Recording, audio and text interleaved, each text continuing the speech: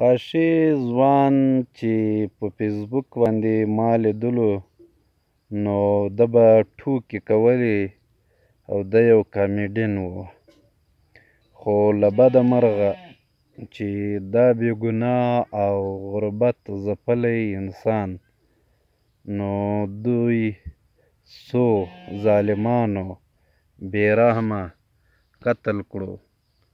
ویل کېږي چې د لوی اختر په یوه ویډیو راغلې ده په فیسبوک چې د اختر په ورځ دی له کوره باسي او وروسته یې په موټر کې کېنوي.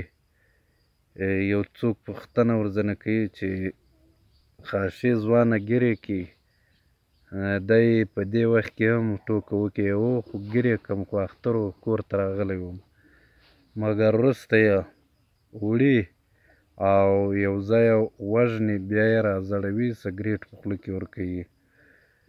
دا کار غیر انساني دی، یعنې دا کړنې، ځکه چې خاشي ځوانه یو ټوپکي و، نه د دولت یو لوی کس و، هغه یو بېګناه یو مظلوم انسان و.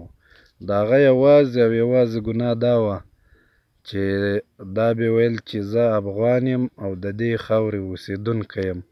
هم سزا یې ځکه ولیده. هغه د پښتو د یو مشهور شعر دی، وایي د ګناه په نوم یې مه وژنه ظالمه، راته وایه چې پښتون یې خوښ مې نه یې.